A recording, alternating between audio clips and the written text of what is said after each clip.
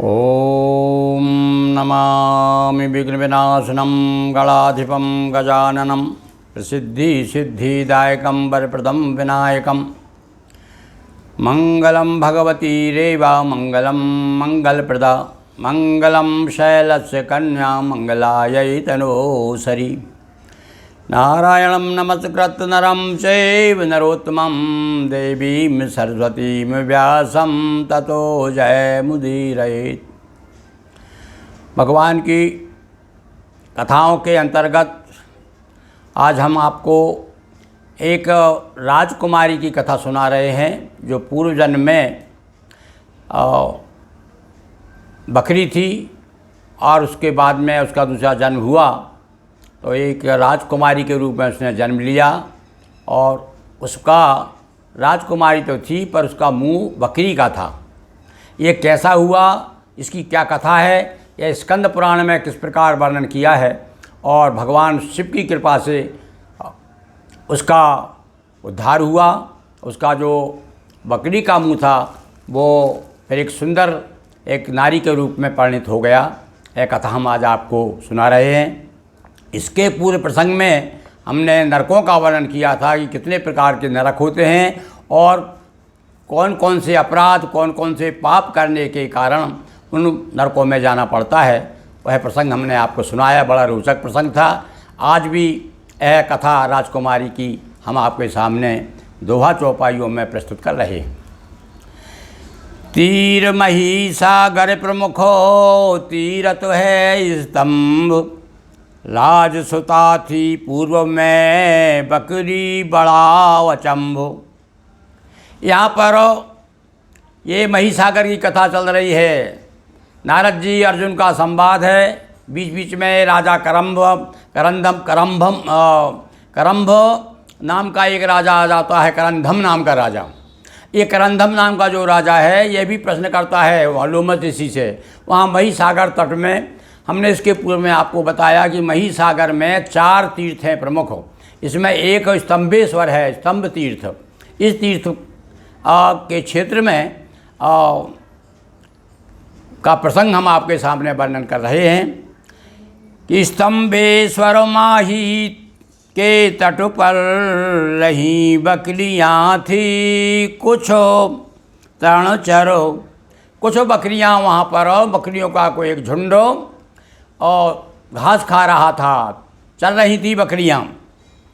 एक वजह निज झुंड बिहाई, चरते लता जाल तक आई। एक बकरी उन झुंड में से अलग हो गई और अकेले घूमते घूमते लता जाल में आकर के फंस गई। लताओं का, बेलों का बड़ा झुरमुट था और झुरमुट में जाकर के उसने मुंह घुसाया और वहाँ पर वो फंस गई। फंसी जाल में निकसे प्राणा, धड़ जल गिरा हुआ वसनाना। वहाँ पर माही नदी में जाकर के वहाँ पर क्या हुआ, उसका और सर उसमें फंस गया और कुछ देर तक वहाँ पड़ी रही और उसके बाद फंसी रही उसमें और लताओं के जाल में। उसके बाद में ऐसी कुछ फंसी वो कि केवल उसका सर तो फंसा रहा और धड़ नीचे गिर गया। कहाँ गिरा? और माही सा नदी में गिरा।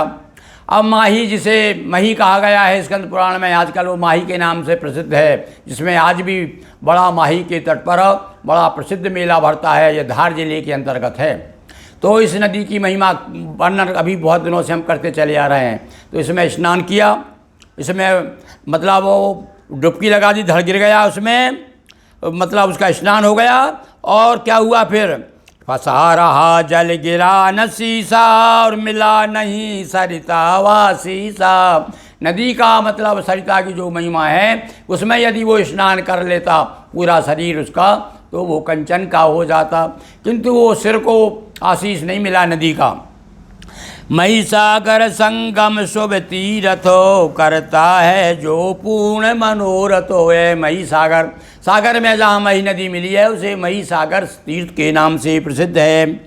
शनि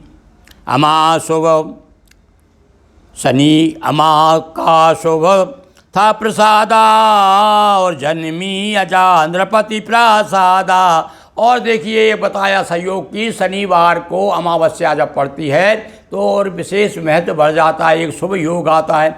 उस समय जब बकरी उसका धड़ वहाँ गिरा था नदी में, उस समय शनिवार का दिन था और अमावस्या थी, इसलिए क्या हुआ, जन्मी अजा नृपति प्रासादा, और वह बकरी दूसरा जन्म उसके राजप्रासाद में हुआ, राजा के यहाँ हुआ।